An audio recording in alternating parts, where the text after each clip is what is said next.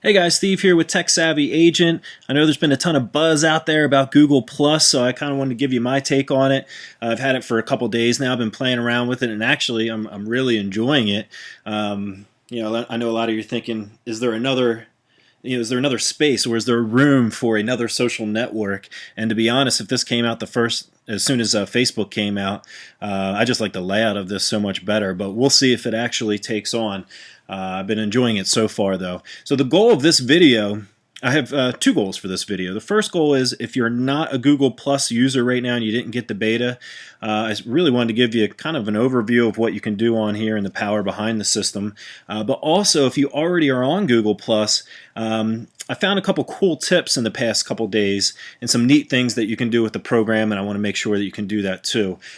So a little bit of something for everyone. So let's get started immediately here. If you just got your Google Plus beta or your login, I actually recommend going to two other websites first. And the first website I recommend hitting up would be gplus.to. And just like Facebook, you can get your own vanity name. Facebook.com/Steve Passanelli.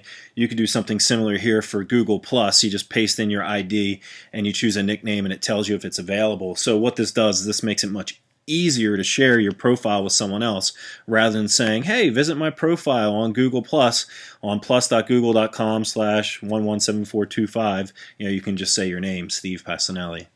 So that's gplus.to. I tried to just get Steve or Steve P, but of course they're gone, so I'm late to the game already, so I got my full name there.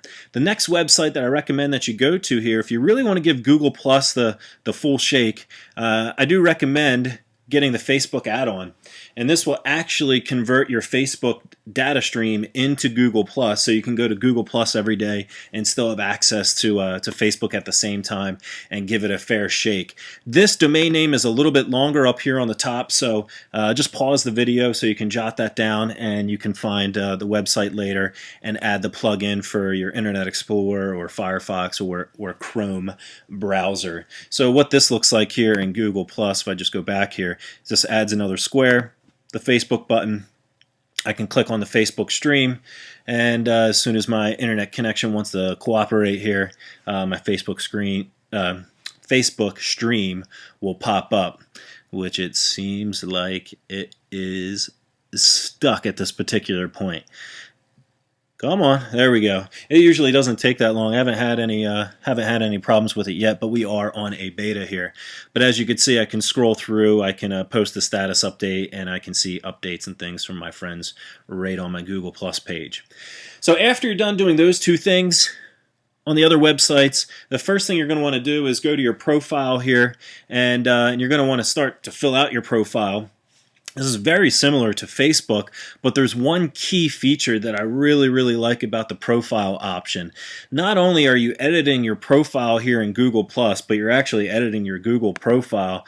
And what's really neat about this, if I click the edit button, is I can choose what I want different groups of friends or people or the general public to see. So as I go through, if I only want people to see that I work for a particular, just one company or two companies, out of this list, or I don't want everybody to see that I went to Penn State because they might think down on me or something.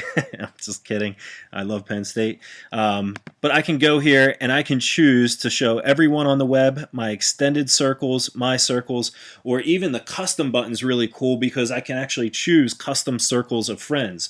Now, circles are the new thing that everybody's talking about with Google+. I'll explain what that is in a second, but I can actually create a custom profile for different people that visit my page. If it's going to be a work colleague, they're going to see a totally different profile than one of my good friends, and I think that is really cool, and it's really easy to do too.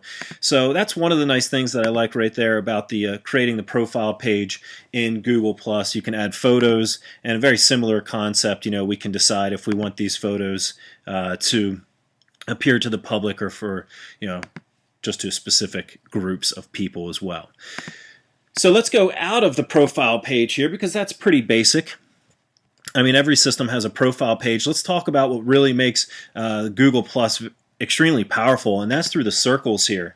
Now, Facebook has lists, but it's proven that I think only like 5% of Facebook users actually use those lists. Well, it's a little bit different here with Google Plus because these circles are really a central part of the communication here within Google+. The cool thing about it is you can create as many different circles as you would like. So I created a realtor circle. These are realtors that I've met at one time or another. And as you can see, I don't have that many friends yet because I'm new here, on Google+, but there's 19 realtors on this list, and they appear as highlighted boxes when I highlight this particular section. So those are the 19 realtors that I have within this particular list. Now I can have a realtor on this list, but they can also be a friend of mine, and you can put people into multiple circles. Here's a really cool tip for those of you that are already using the system.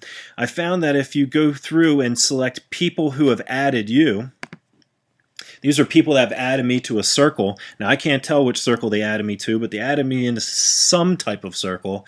I can hit this little drop down, and then click Not Yet in Circles. So these are the people that added me that I have not yet to add back. Now there's a discussion out there, should Google Plus be the place to always add someone that adds you, like Twitter. I kind of messed that up in Facebook. The answer to that is, I think, yes, because you can break people down into different categories so much easier.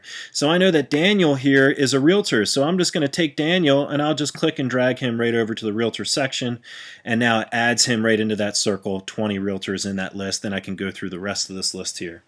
Another way that I see realtors using this particular facet of the program is creating circles for communities. So pretend I wanted to take everyone that I had or was acquainted with on Google Plus that lived in Downingtown. I can go here, hit create a circle, and I can type in Downingtown, PA.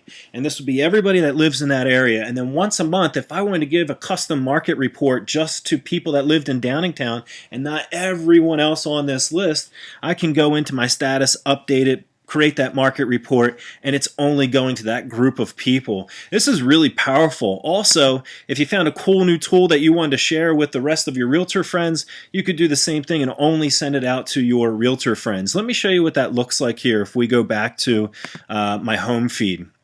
Home feed looks very similar to Facebook, but what you do when you're up here on the top is you would type in what you want, add that photo or video or link here, but as you can see, there's a public option, or I can click here and I can select a particular circle of friends or individual friends by using the @ symbol or the plus key directly in my stream. So if I typed in plus, I can add Michael McClure, and he's just going to see that message right now, and actually the public will, because I have this highlighted on the bottom here too.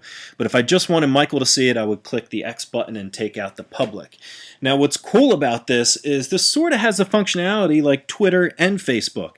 I can have an idea, or I can have a post that I want sent out to a closed network of people, or I can have this sent out to an open network of people. If I'm talking about, a trending topic, sort of like you do on Twitter, I can just make sure it says public there, type in my response or type in my post, and it's going to go out everywhere. A neat thing that you can do within Google Plus is search for topics under the circles there, under the find button, or I can just simply go to Google too.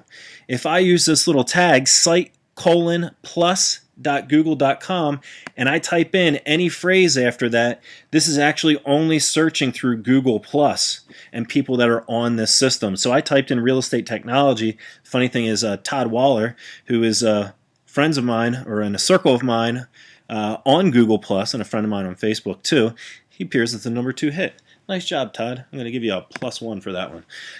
So I can actually type in anything I want. I can type in an area, I can type in a trending topic, and it's going to bring up the people that have that in their profile or mentioning that on their stream. So I could type in Downingtown here, and that will change. And notice how all the results are going to be from Google Plus. So there's a lot more that you can do within the Google Plus system. It is fairly new. I still haven't found everything. Probably the most important thing, or one of the nicest things that you can do in Google Plus, is you can start a Hangout. If you found that people are talking about a particular topic that you're interested in, and you're finding more and more people here on Google Plus, you can click Start a Hangout, and up to 10 people can have a video chat with one another, and it's like hanging out in a virtual room. And it's just as simple as Facebook's new feature. You just click the button, and it happens pretty much automatically.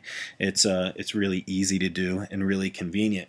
Which, by the way, just before I close out here, Facebook video chatting and this Hangout feature will lend itself to doing more and more CMAs and listing presentations online. I can see people doing that a lot here in the future. I know it really hasn't happened in the past, but everyone was so segmented. Everyone's on a different system. Not everyone had Skype. But with 750 million people on Facebook and everyone having access to video chatting, it's going to happen more and more and more, and you're going to be doing your listing presentation in front of the first-time home buyers, their parents, their mom and dad and sister and everybody else, and it should be a lot of fun for you. The only bright side of that is probably a lot of people are going to record those, and you'll have some listing presentation experts with their presentations online for you to view. So there's always good and bad with technology. But I think I'm getting a little bit long-winded here. I just wanted to give you some tips on what I thought about Google+. I actually really like the system. I recommend you guys try it out. Steve Passanelli with Tech Savvy Agent.